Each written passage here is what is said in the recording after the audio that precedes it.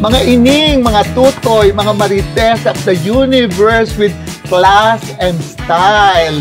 Nababad na sa glutathione at natuyo na ang buhok dahil sa calorie banding.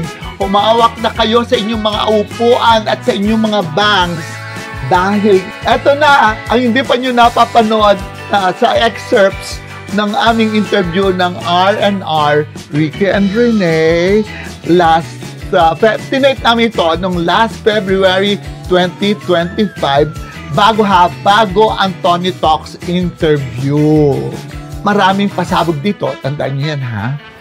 Same-sex marriages, trans and gay issues, beauty pageants, at ito na, ang very interesting topic, ang mga hadahan sa restroom at iba pang mga blind items.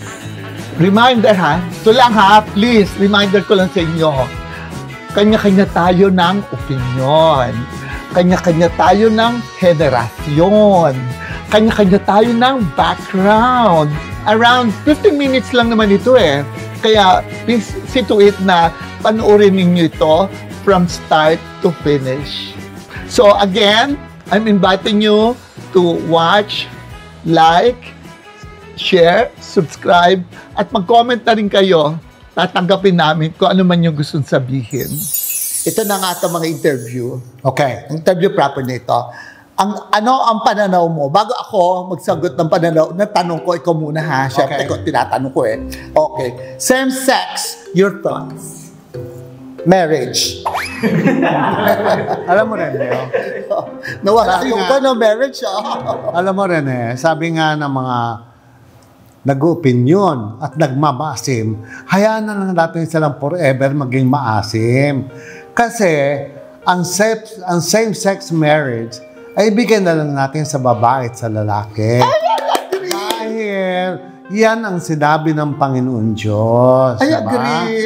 Na lang yun, makontento na lang tayo. I agree. Totoo yun, alam mo. Ako, with me, same-sex love, pwede. Pwede ka magmahala kapwa mo, naka-same sex, pwede kang mahalin.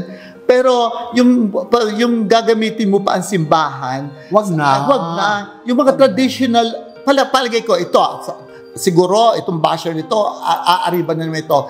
Yung mga pananaw, yung matagal na tradisyon natin ng simbahan, wag na natin pakailaman. Pero ganito naman ang tanong ko, paano kung halimbawa meron kang bading or tomboy or whoever sa iyong pamilya, mahal na mahal mo siya, tapos kayo nagpapaalam, Mother, pwede mo magpakasal kami ng boyfriend ko. Anong stand mo doon? Pwede kayo magmahalan, but never cross the bridge na hindi naman dapat i-cross. Correct. Magulang tayo di ba? Tayo ay nandun para magpayo. Yeah. Pero kung hahayaan mo lang lahat, nadadaloy na lang sa buhay natin na wala tayong sinasabi, bakit ka ba naging magulang?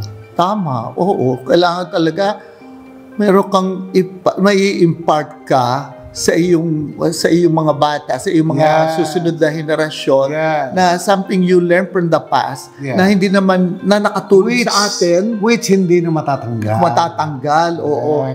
Dapat alam mo, naniniwala talaga ako dun sa reality check. Naman. Di ba? Oo na. Okay na dun yun. May kikwento ko sa iyo. Sige na. Tanda mo tong isang bading na Pilipino na sabi nga natin ay itiniwalag na ng Pilipinas. Dahil kumanta siya ng Bayang Magiliw na Mali-Mali. Alam ko yun. Sa Paris. So, from Paris, siya yung pak girl, di ba? Oo. Sikat na bading yan. Nagpunta na ngayon sa Amerika. Oo. Tapos, nagtrabaho sa gabi, nagpapabayad. Tapos ngayon, alam mo ba, nagsisisya niya ngayon din niya na alam kung anong gagawin. Dahil parang na siyang pastor. Siya naghihikayat sa mga bading, sa mga club na magbago na kayo. He's more now on a pious side. Ngayon, paano ka magiging pious kung operada ka na ang laki ng boobs mo? Ika nga, pakaisipin mo yung gagawin mo because dadalahin mo na yan habang buhay. Hindi mo alam what the world will lead us. Alam mo, parang yung story niya, nakaka-relate ako dahil yung kaibigan natin ngayon, born again siya ngayon, napaka-active niya sa ministry, nandun siya, nagpapakalat siya ng salita ng Diyos. Yan din At ang yung ginagawa ni kanyang- Pac Garwin sa LA. Ito ba, San Francisco? San Francisco, naging maganda siya noon, naging top model siya noong araw. Ngayon, nung natauhan siya, bigla na lamang na dinalikuran niya yung kanyang sex life, yung kanyang marriage hindi ko alam kung may lalaki marriage niya, pero alam ko nag-try siya sa babae marriage nung nagbabago ng isip niya. Tapos ngayon nagpatanggal siya ng boobs, naglalaki na siya. Hirap na siya kasi syempre nagputulan na siya. Okay. And then ngayon, ano nangyari ngayon? Wala lang, mukha siyang isang alangan lalaki, alangan babae. So, gusto niyang baguhin yung buhay niya, hindi na mabago kasi nakakabit na sa kanya yung isang kasarian na hindi naman talaga yun ang feelings niya. It's very simple. Rin. Oo, ano? Kung ano binigay sa atin ng Panginoon Diyos, tanggapin natin. Totoo yun. Ang pinakamaganda sa buhay natin is the word of acceptance. Matuto tayong tumanggap kung ano talaga ang pagkatao natin. Correct. Huwag nang bagu-baguhin kung ano ba. Kaya alam mo, Mother, tanggap ko talaga na maganda ako. Okay, ngayon, ito naman. Speaking of restrooms, although ako dito di ko alam nga kung ano ko ipaliliwanag ito. Pag nasa abroad ako, inaamig ko, dahil sa buko siguro, tapos syempre pagkalalo't winter, naka-top coat ka, mukha kang girl, at saka papasok ka sa banyo ng panlalaki. Ng lalaki, titingnan ka pa ng lalaki, ng mga lalaki. Uususuhin ka pa. Huwag ka na mag-Amerika, ate. Aba, huwag naman. Dito na lang sa Pilipinas. Ganun din. Pag pupunta tayo sa public toilet, pag pumasok tayo doon, titingnan tayo kasi si Rene Salud ka, si Ricky Reyes ako. Hindi na yung gender natin tinitingnan. Tinitingnan dahil kilala tayong tao. But you know what I do? I go to the, doon sa mga ako din doon sa mga PWD, yung mga naka-wheelchair. Doon na lang ako. Correct. Kasi nga parang may question asked pagka pumapasok ko doon Pero okay, paano yun nga kung halimbawa somebody nakamuher tapos ngayon paano ka papasok sa lalaki? Yun na nga problema Paano yun? Pupunta sa babae pag nalaman ng lalo ngayon ang mga babae alam na nila mag-discern ng tunay na babae at saka yung nakamuhar na bading. Tapos ngayon, bigla na lang pag nakita ka doon, parang kahit papaano, may feelings sila na natatakot. Parang sila. Sa PWD. Yun na nga pero papaano kung wala? Meron naman yan. Ganyan. Lahat ng SM meron. Lahat ng malalaking mall, laging meron yan. Oo nga. O hiram ka ng susi, sa maintenance, papapasukin naman. Pero ang isa pang napansin ko dito, napag-usapan din natin restroom. Ano masasabi mo dito sa mga bading na sobra kaelya, sobra kalibog, sobra ang libido sa katawan, na 2 oras na doon sa toilet kahit mapanghi, naghahadahan. Ano ba naman yun? Alam mo rin yan, masasabi kong mabuti na lang tayo ay mga bading na nakabukadkad, buyanggang. Nagagawa natin lahat, nakakapang-ombre tayo, nakakakilala tayo ng mga boyfriend. Palibasa sila, itinatago nila yung sexuality nila. Kaya nagkakasya na lang sila sa mga public toilet. Nakakaloka ba yan? Pero alam mo, meron akong nabalitaan noon, isang may-ari ng boutique, isang fashion designer din siya, pero currently siya nagdi-design. Pero alam mo, for a while, na-ban siya sa isang sa isang mall dahil nahuli siya. Maraming ganyan. Maraming nahuli. Maraming ganyan. Siguro dapat hulihin, Diyos ko, naku man naman, baka naman sa public toilet ka gagawa. Paano ka makakahiya doon? Paano ka makakaariba ng gusto? Diyos ko, marami naman posisyon na hindi kinakala nakahiga. Pwede nakakapit ka lang doon sa... Diyos ko! Iba yung nando ka sa bahay mo, that you can be totally naked, mag-enjoy ka, di ba? Hindi yung nasa public toilet kang ginagawa mong ka-etyosan. Hoy, mahiya kayo mga bakla, no? Alam mo, mga ining huwag kayong ganyan. No, it's not only that. Because if you do that, you transfer from one shoulder to another, meaning ang dami mong hahadahing mga bading din naman. Correct. Hindi naman mga lalaki yan. Hindi. Okay? Hindi. Mga kabulaluhan din yan. Oo. So what will happen, kaya na sinabi ko last time, after 4 years, 5 years, sasabog na lang sa katawan mo yan, ay Diyos ko, kamag-anak mo na si Dulzura Cortez. Malapit na. Hello, Ate Aids. How are you, Ate Aids? Okay, ito naman mga bata ngayon. Mga LGBTQ uniform, school uniform at graduation dress. Anong stand mo dito? Dapat ba na, kunwari, tomboy ka, kinakailangan bang mag-ayos lalaki ka, magbihis lalaki ka na sa araw na graduation? Or ang bading naman ay ba naka-long gown, naka-formal gown, formal dresses sa araw ng graduation. At sa school, pwede pa pumasok sila na ang badi naka-palda at blusa, ang naman mga naka-male uniform. Dapat ba yun? Ikaw, sa iyo? Isa lang ang sinabi ni President Trump. Ay, oh. In this world, there are only two kinds of gender, male and female. Finish. Correct, oo. Ako naman ang advice ko, being a fashion designer, there is such a thing as sense of propriety. Yeah. Di ba? Graduation is a formal occasion. I know, and sacred. So dapat igalang mo yan. It's a sacred thing. Yes. Unless you graduate ka sa UP, sige, di magpa-UP ka. Hindi naman lahat mag-UP. Siyempre, may mga paaralan naman dyan, lalo mga kolegyo, mga madre, na they require certain look, certain, ambiance, or yung nandun pa rin yung solemnity. Propriety and solemnity of the graduation, diba? So, siguro naman, kahit wala ba isang araw, igalang na ng mga ito ang requirements ng paaralan. After all, may utang na loob naman sila sa paaralan nang dahil sa kanila, marami silang natutunan. Yung wisdom nila ngayon, doon ang galing. So, part of their wisdom, yung pagsunod nila, at pagiging obedient nila sa panuntunan ng paaralan. Correct. Di ba? Siguro naman, hindi kita matanda na para mag-advise ng ganyan, ano? Diyos ko, nag-ROTC pa rin akong dati. Ako din. Pero buti na ka mo, mabait nyo lang sa ang commandant ko. Then, taga-check na lang ako. Hindi na ako gumagawa ng barel. Talagang white sideboard.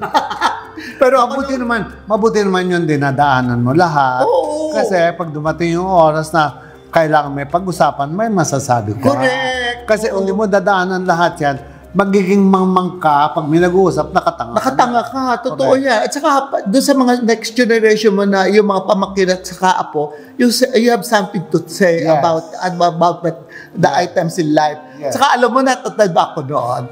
Noong high school ako noon, di syempre white side wall. Okay, naka-white side wall nga akong ganyan. Pero yung buhok ko, batambok, tinitis ko para kagaya. In short, you are a girl, di ba? A girl! Puti like ka mo, naging mabait sa akin yung mga mama nung araw. Yan na. Siguro nagandahan. Keme lang yun. Ito na ngayon, yung mga inclusivity na pinag-uusapan dito sa mga pageants. Kasi, let's face it, pareho naman kita na-involved sa beauty contest, saka malaking bagay sa atin ang beauty contest. Anong stand mo dito sa trans women? Ako naman okay naman sa akin nagbumuher. Dinaanan natin lahat yan. But the point is, yung pagbababae, pagpapag-girl, dumadating lang yan sa time na growing up. Okay? Pag bata ka pa, okay lang yan. Pero kung 30-35 pa na pag-girl ka pa rin, Hindi ka na bakala. hindi ka na girl. Isa ka ng matandang girl, di ba? Tama na. There's a time that you should go for it. And you should also realize that there's a time that you should stop because you have a career to paano ito? Nagpupumilit sila sumali sa Miss Universe. Ano masasabi mo dito sa mga insistent na ito. Ang Miss Universe ay para sa babae. Babae. Again, this Sabihin is pa nilang old values tayo. Values pa rin yan. Oo, matindi. Okay. Maganda namang values yun.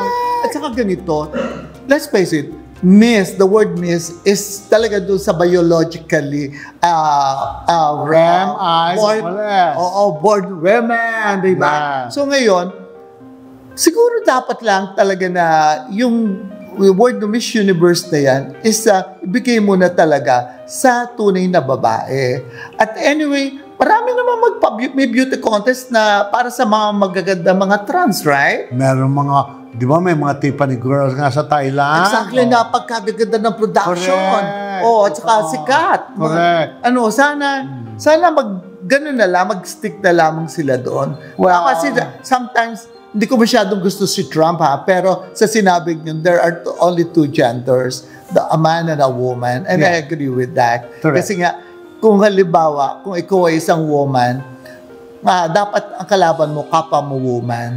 Ngayon, kung man, kapwa mo man. And just like in athletics. Being liberal, may katapusin din. Oo, may limitation. May puntos din na dapat hanggang dito ka lang. Oo. May limitation talaga yan. Kagaya na sinasabi ko, ang mga bading sa Pilipinas, huwag na tayong magpilit na tayo ay bading. Dapat meron tayong tinatawag na acceptance. Tanggapin nila ang katotohanan, ina-acknowledge sila, dahil boto rin sila, no? Hello. As simple as that. That's true. Diyos ko, kung di ka mutante, bakit naman ako gaksin ng panahon sa'yo? Ganun lang yan, ano? Isang boto ka din lamang. Correct, isang boto ka rin. Ito naman mga married woman, mga nanay na nagpupumilit pa rin sumali sa Miss Universe. Doon na sila sa Mrs. Universe. Dapat Meron namang Mrs. Universe, di ba? tama ka. Oo. Kahit datungan lang yun, okay lang. At least nanalo ka, di ba? Title ka pa rin. At may datong ka na, Correct. di ba? Anyway, pwede ka naman i-acknowledge sa mundo na, ay, ang gandang babae nito, may title siya, may corona siya. Correct. Yun nga lamang, may title na kakaiba sa title ng Miss Universe. Mrs. Universe siya. Di ba? Pero okay lang pa, para sa akin, so, lumagay sila sa Kalagay. Oo. Kasi Pero kawawa naman yung... ang hindi lang alam ng mararaming may edad na nagsisisali sa mga beauty contest, pinagkakaperahan lang sila ng mga organizer. Alam mo, ito ang... This is the fact about... Bayad ka ng ganito, bayad ka ng ganyan, acceptance, chuchu. Alam mo, this is the reality of life. Whether you are Miss Universe or Mrs. Universe or Little Miss Universe or whatever, beauty contest is a big business. Sana nag-enjoy kayo. Again, aming opinion ito, ha? Give your comments. Discuss it amongst your friends. At magandang pag-usapan talaga ito.